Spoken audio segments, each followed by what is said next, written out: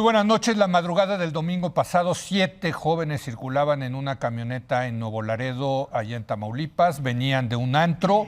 5 de ellos no sabrían que esa sería la última noche de su vida. Y es que de la nada una patrulla del Ejército Mexicano acribilló la camioneta con más de 70 balazos. Al interior iban los jóvenes inocentes, también desarmados. Una masacre más perpetuada por las Fuerzas Armadas que siguen realizando labores de seguridad pública en nuestro país. Organizaciones defensoras de los derechos humanos colaboran en las investigaciones y el presidente López Obrador dijo que si los militares resultan culpables serán castigados. Para hablar de este muy lamentable tema, saludo a Blanca Heredia. Blanca, buenas noches. Buenas noches, Leo, Sabino, Luis. Sabino, buenas noches. Leo, Blanca, Luis. Y Luis de la Calle. ¿Cómo estás, Leo? Blanca, Sabino, buenas noches a todos. Bueno, Luis, que es creo que el más senior, el más veterano en esta mesa, pues no es la primera vez, ¿no? Desgraciadamente, que analizamos un evento de estos, ¿no? Y siguen pasando y me atrevería, Luis, a decir que seguirán pasando en la medida en que las Fuerzas Armadas sigan haciendo las labores de seguridad pública, ¿no? Sí, digo, en México tenemos obviamente zonas del país que tienen problemas de seguridad muy graves. Sí. Y probablemente Nuevo Laredo califica como una de ellas, ¿no? Entonces, creo que es importante mencionar eso, que no es en cualquier lugar, sino que hay ciertos lugares. Sí. Pero este episodio muy lamentable, trágico, independientemente de la naturaleza de las personas, aunque fueran, digamos, sicarios, no deben ser ejecutados. Sí. Sí, que no es el caso. Que no es el caso, ¿no? Pero digamos, aunque hubieran sido sicarios, muy buen punto. Sí, claro. Y creo que sí debe llevarnos a una reflexión sobre el papel militar en términos de la seguridad pública. Y en primer lugar, diría yo, si hay una región del país que requiera patrullajes del ejército en las calles para vigilar a los civiles, pues esa región debería ser declarada como una región donde hay una emergencia y por lo tanto que tenga suficientes argumentos para decir a lo mejor se requiere una suspensión de las garantías individuales o un toque de queda, ¿no? Entonces, que ya en su momento se discutió el tema eso se ha discutido, pero artículo 29 constitucional. Correcto, ha habido mucha renuencia a tomar el toro por los cuernos y decir, oye, en esta zona tenemos problemas muy serios y por lo tanto la Policía Civil, la Policía Estatal o Municipal o incluso la Guardia Nacional o antes la Policía Federal, no tienen suficiente capacidad para enfrentar a los criminales de esta magnitud que vienen y por lo tanto se requieren patrullajes del Ejército Mexicano. Pero bueno, eso creo que no hemos querido reglamentarlo, no hemos querido poner esas disciplinas de decir las cosas como son, para decir se requiere un estado de excepción. Porque tener colonias en México, donde tú tienes patrullajes del Ejército sin una aparente razón, pues es una cosa que creo muy triste, ¿no? Para el país. Entonces creo que ese es el primer punto que habría que discutir, si necesitamos ese tipo de mandatos o no para situaciones de emergencia. Y después está toda la discusión de el papel del Ejército en la seguridad pública, ¿no? Y la militarización, o sea, cuánto deben intervenir para hacer que se cumplan las leyes, para que no haya infracciones, etcétera. Es solamente preventivo en el sentido de estar haciendo patrullajes observando. En ese caso, pues esto no se justifica, claro, ¿no? Y la última pregunta, ¿quién los debe juzgar? Si debe haber un fuero militar o un fuero civil, ¿no? Y en ese sentido, uno podría preguntar, oye, el fuero militar a lo mejor es más estricto. Y entonces es mejor que lo juzguen los militares. Uno podría pensar eso, porque en el fuero civil, pues ya conocemos que muchas veces no se arman bien los expedientes, el Ministerio Público no funciona y se acaban saliendo libres los perpetradores de un delito. Pero el problema de la militarización es que te puede llevar al otro extremo, que el fuero militar se convierta en un pretexto para que los militares no rindan cuentas. Sí, una tapadera. Y entonces es profundamente antidemocrático. Entonces este episodio de Nuevo Laredo, que es muy lamentable, creo que debe llevarnos a hacer otra vez una reflexión. Y no solamente a patear el bote como hicieron los diputados y senadores, modificando un artículo transitorio de la Constitución para decir que los militares pueden quedarse en las calles hasta, creo que 2020 y tantos, de 2028 lo pusieron, porque no hemos tenido tiempo a hacer bien las cosas. Bueno, eso es inaceptable porque eso lleva al fallecimiento de personas que potencialmente son inocentes y al dolor de sus familias que no tienen, ahora sí, vela en el entierro. Blanca, locura es hacer una y otra vez lo mismo esperando obtener resultados diferentes. Estamos locos en México porque desde el 2007 venimos haciendo lo mismo esperando obtener resultados diferentes y acabamos teniendo los mismos resultados. Bueno, y desde antes, Leo. Sí, el ejército está en México, en la Sierra de Guerrero, desde hace 50 años. Por eso, ¿Con resultados igual? No, estoy de acuerdo. O sea, estoy de acuerdo, pero digamos, la profundización del papel de los militares, vamos a ponerla en el sexenio de Felipe Calderón. Tienes toda la razón. Sí. Y en Sinaloa había operativos, pero venimos por lo menos consistentemente desde el 2007 haciendo lo mismo, esperando obtener resultados diferentes. Y no los vamos a obtener. Y otra vez lo que vemos es el fracaso de la militarización de la seguridad pública en México. ¿O no? Yo creo que tienes toda la razón, y sobre todo en el punto de que estamos frente a un hecho que no es un hecho aislado. Hay una manera en la que organizamos el combate a la violencia, al crimen, a la inseguridad, que nos arroja una y otra vez estos lamentabilísimos resultados.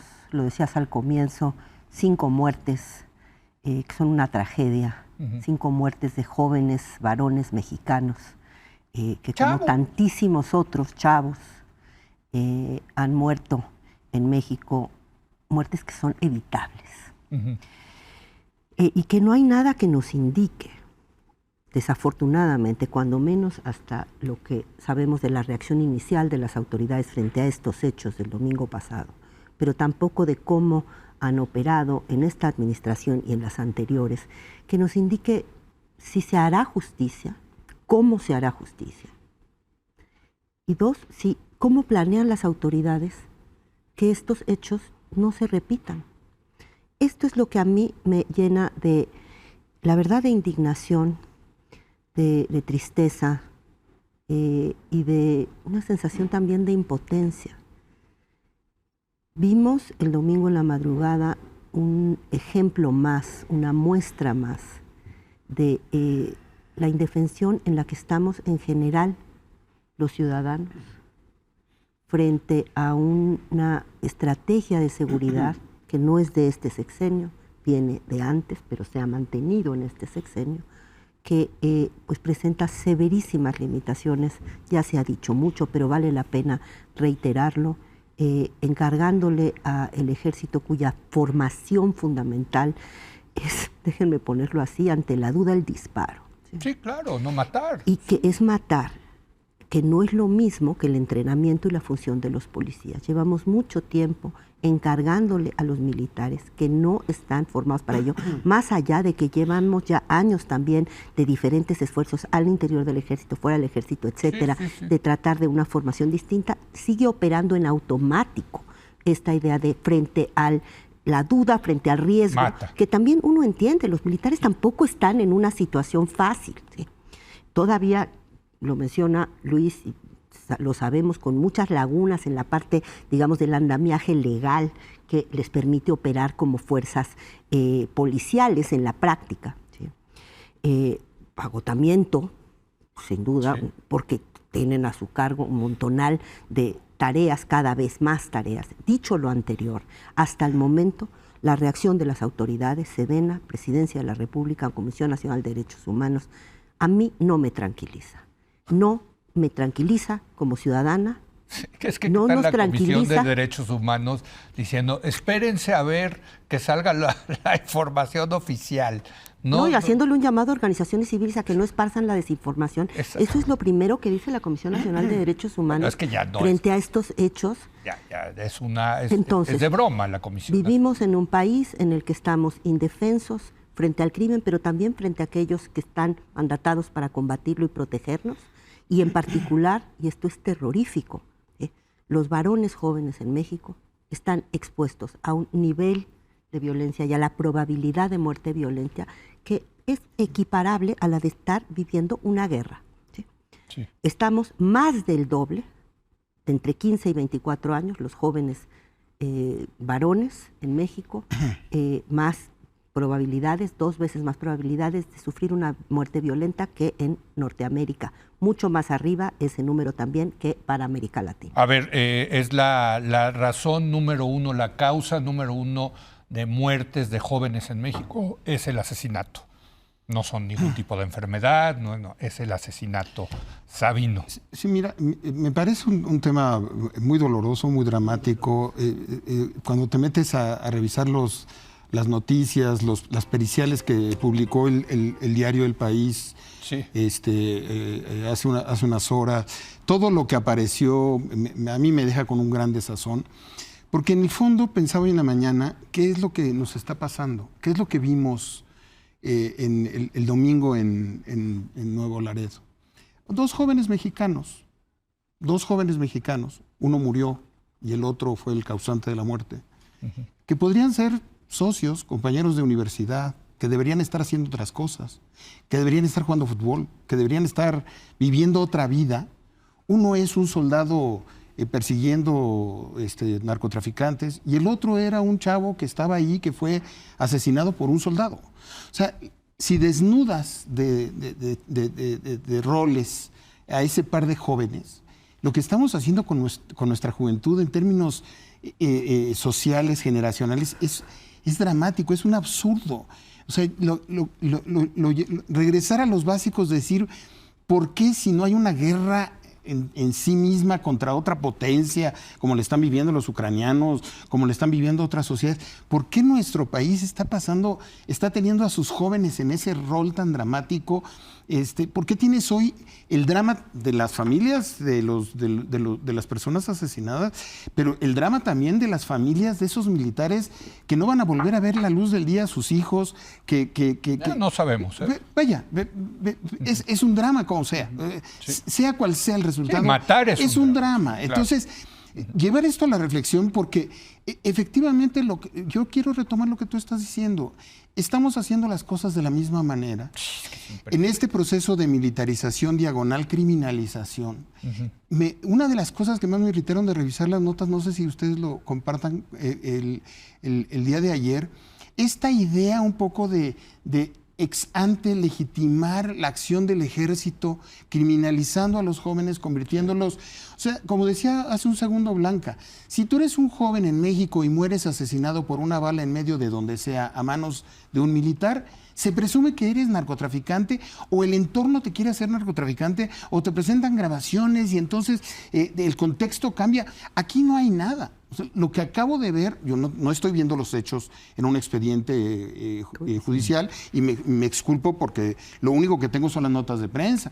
No, bueno, y un comunicado de la Sedena. El comunicado de la Sedena. Que dice que escucharon un estruendo de una camioneta que venía a alta velocidad sin las luces prendidas. Sí, y las versiones de la familia, las versiones y las entrevistas que ha tenido este medio de comunicación y otros, que eso es lo que tenemos, vaya, pero aparentemente fue en frío. Y aparentemente, digo, lo que dicen... 70 balazos. Y 12 un chico, y 10 el otro. Sí. Entonces, estamos hablando de niveles de violencia, de crueldad. Y yo, efectivamente, creo que hay que ver los dos ángulos. El ángulo de los jóvenes que estaban saliendo de un antro, aparentemente, y que tenían un conductor designado y que los agarraron en la noche un grupo de militares. Y el ángulo de los otros militares, que también coincido con Blanca, están viviendo un nivel de estrés, de saturación, haciendo funciones para las que no se formaron. O sea, aquí tenemos un gran fracaso como sociedad, un gran fracaso personal, social. Me siento parte de esa circularidad en donde a lo mejor volvemos a tratar el tema. Es que ya vamos para 20 años. Y creo que esto requiere, y a eso iba ahorita, nada más lo pongo en la mesa. Yo tengo la impresión de que, mira, son diferentes, pero les está pasando lo mismo. O sea, ya le pasó a gobiernos panistas, priistas y morenistas. Ya aprobamos todo el elenco político. Yo creo que ya es necesario que, como pasó en España con el terrorismo, como pasó en Irlanda, como ha pasado en otras sociedades, tomemos esto con seriedad y construyamos un gran pacto de Estado en donde de largo plazo no para mañana y no para esta elección, tratemos de construir la solución estructural a este tema. Porque como estamos haciéndolo, vamos a tener varios Nuevo Laredos y villas de Salvácar, y van a ser Ayotzinapas, y lo único que varía es el manejo político de cada administración, en donde a ver quién cree más a uno u otro, pero el drama que estamos viviendo en Nuevo Laredo no debemos por circularidad pasar inadvertido, y ya tenemos que pensar en soluciones estructurales. Yo esperaría del presidente en esta coyuntura decir, esto que está sucediendo no me puede estar sucediendo. Hombre, no, y yo esperaría de todos los actores políticos, no pensando en la elección del 24, Leo. Blanca, Luis. Pero ¿sabes qué, Luis? Cuando habla Sabino de soluciones estructurales, a diferencia de cuando comenzó esto o se profundizó esto con el presidente Calderón en 2007, hoy tenemos la evidencia empírica de que sí hay una solución y pasa por las policías estatales, por un esfuerzo de cada estado de limpiar y pacificar su estado. Lo hemos visto en Coahuila, lo vimos en Nuevo León, lo estamos viviendo ahorita en la Ciudad de México. O sea, el tema no pasa ni por la Federación ni por las fuerzas militares, sino por los gobiernos de los estados, en conjunto, por cierto, con la sociedad civil. Muy importante. Y la comunidad empresarial también. Clave. Importantísimo. Clave. Es un pacto, pero no es un pacto de Estado, es un pacto en los estados de la sociedad con las autoridades gubernamentales para decir, se acabó esto. Sí se puede solucionar este tema, Luis. Mayoritariamente es un problema cuya solución es local. Sí. Y con un papel de acompañante federal. Sí. Pero supletorio. Supletorio y complementario para algunas cosas. Sí. Hay ciertos grupos armados que solamente se pueden enfrentar con el gobierno federal, ¿no? Sí. Pero este afán de centralización del poder, de decir, en una reunión de seguridad a las 6 de la mañana en Palacio Nacional podemos resolver todos los crímenes de México, es parecida esta idea de que la Secretaría de Semarnat puede tener las playas de México limpias porque son federales. Sí. Es un sueño guajiro. Eso no existe. Sí. Entonces, hay obviamente un papel muy importante para el gobierno federal, pero es un papel complementario, en el mejor de los casos, para cosas muy especiales.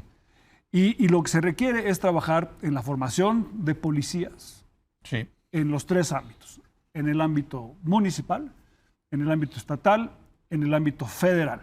Sí. Y desgraciadamente, el énfasis que hemos puesto en este sexenio en solamente construir la Guardia Nacional es el pretexto perfecto para entonces no hacer nada en todos los Nada. Exacto. Y no darle ni dinero, recursos, ni poner atención, ni fomentar que eso suceda.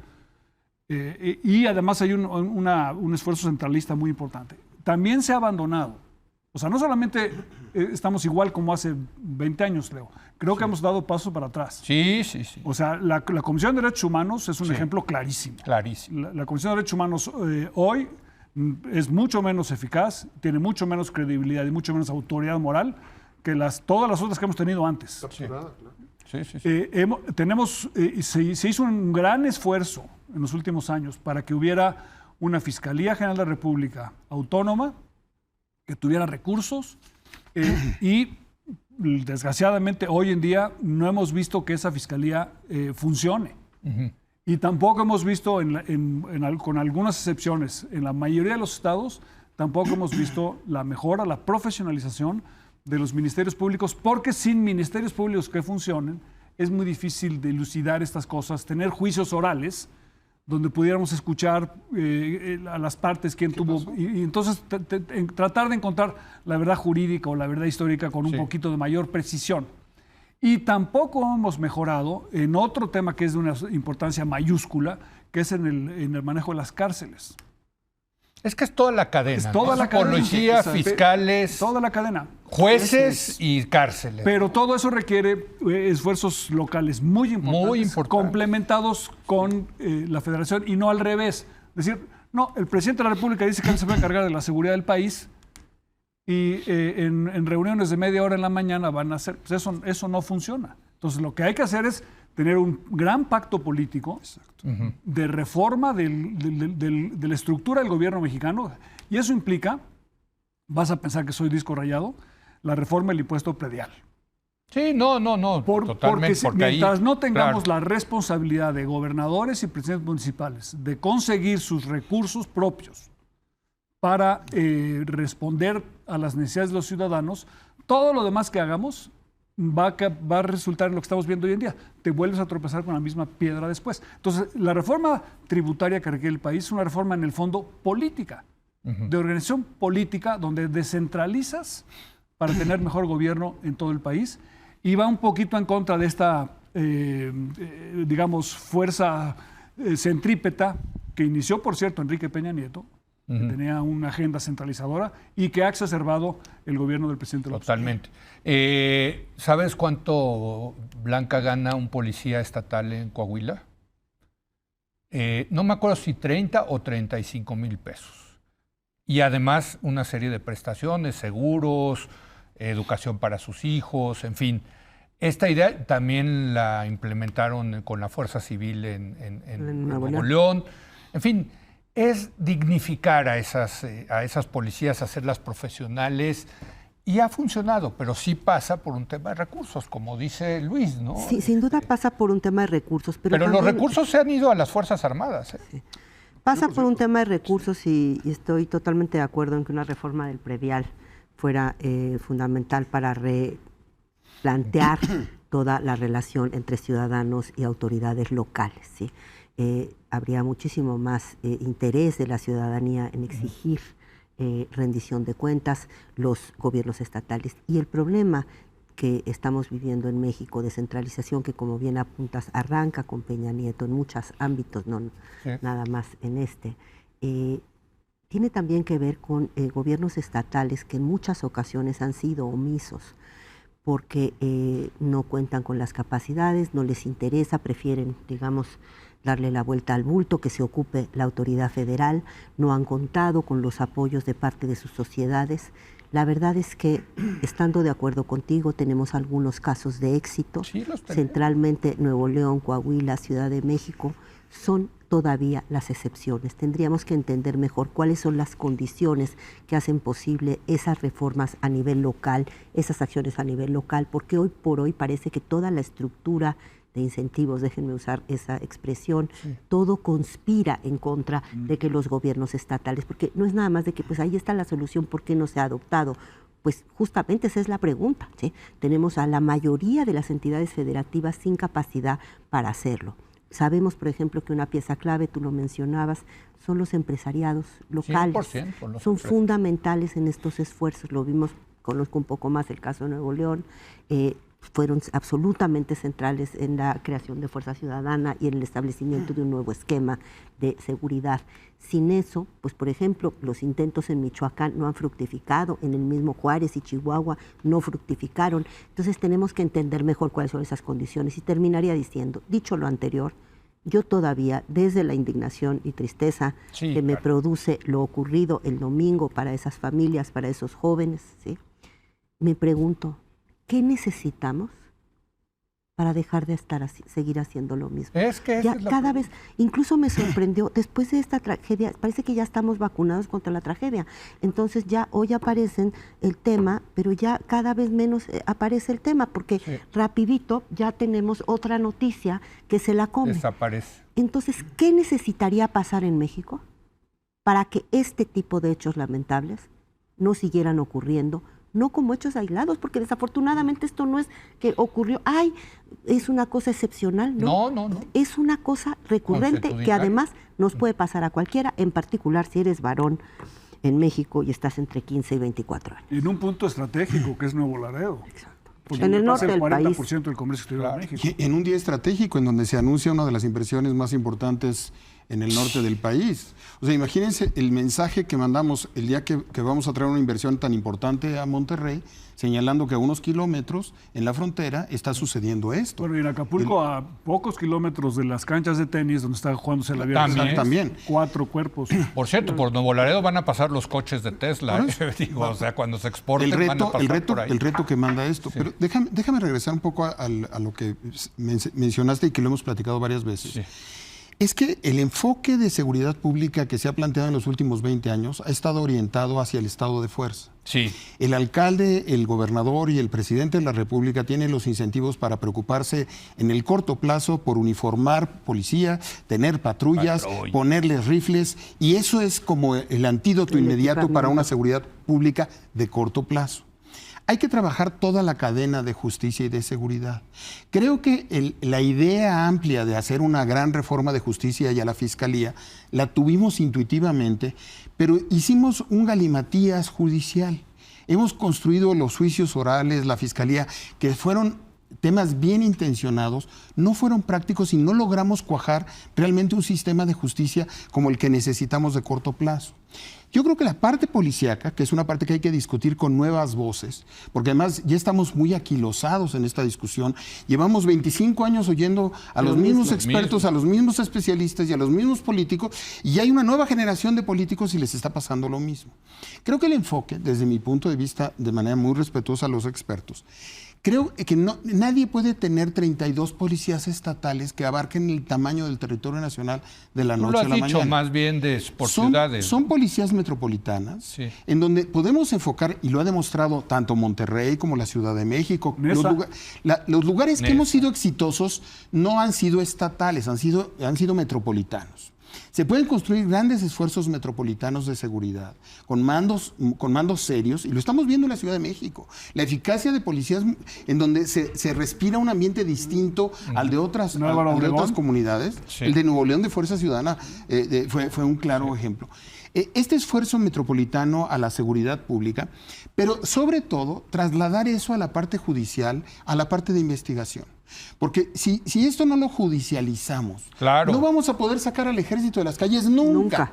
O sea, aquí lo que necesitamos es que estos señores estén en un banquillo de los acusados, con evidencia y con prueba, y que de manera clara nos quede la confianza de una resolución judicial. Y ese fue el error de Felipe Calderón, creo yo, de apoyar más a García Luna que a la Procuraduría. Que es la discusión del ejército frente al resto del aparato. Les cuento que he estado con un par de presidentes municipales que les ha ido muy bien en materia de seguridad, y una de las cosas que están utilizando es estos teléfonos. Claro. ¿Sabes qué están haciendo? Están por cuadrantes de vecindarios, haz de cuenta 10 cuadras, hacen un grupo de WhatsApp de vecinos. El ciudadano. Y aquí funciona. Y por cierto, vecinos certificados para que no se les vayan a meter malos, ¿no? Entonces, y esos son los que están viendo la cuadra. Y si ven que están asaltando una tienda de conveniencia, inmediatamente en el WhatsApp lo reportan, y ese WhatsApp está también la policía. Y hay una reacción. Pero eso te subraya la importancia de lo local. 100%. Y por eso, 100%. Cuando dices, Blanca, con toda la razón, ¿pero qué podemos hacer distinto? Sí. Y yo creo que la respuesta es darle los incentivos al presidente municipal y al gobernador. ¿Sabes qué ha funcionado? Y podríamos debatirlo, pero ¿sabes qué ha funcionado? La reelección. La reelección ha funcionado mucho. O sea, el hecho de que ya tengan un espacio de 6 años con una reelección en medio ha ayudado mucho para que mejore la seguridad. La continuidad de las policías, porque la continuidad no nada más del alcalde, sino porque la continuidad de un policía sin reelección, y cuando el 90% de los recursos vienen de la federación y piensas que vienen de Cantarell, tienes cero rendición de cuentas. Y cuando quieres hacer 2.500 policías municipales, nadie va a poder hacer eso nunca. No, pero tienes razón, es tema de... O sea, local, pero no tan local. Es que eso depende de las geografías. Hay lugares donde... Pero a ver, el tema con esto me quiero ir porque ya acabamos, se nos acabó el tiempo, es que soluciones hay. Y hay casos de éxito irreplicables. Sí, son replicables. Y está fracasando la política. Y por cierto, una cosa que sí hay que decir. Ya quitémonos la idea de que el ejército y la marina van a resolver esto Falso. Y hay que regresar a una idea. Por cierto, necesitamos un ejército, ¿eh? Tengamos al ejército haciendo su tarea. Porque en todo esto los tenemos tan distraídos haciendo otras cosas que, por cierto, no tenemos un ejército en lo que lo necesita. Manejan la aduana y manejan la policía. En lugar de manejar la seguridad problemas nacional. en los dos lados. Claro. Gracias Luis, gracias Blanca. Tema duro. Muy duro, gracias Sabino. Y vamos a seguir con este tema, pero ahora con Catalina Pérez Correa para hablar de la responsabilidad que tienen las autoridades en este tema del asesinato de 5 jóvenes allá en Nuevo Laredo. Regresamos.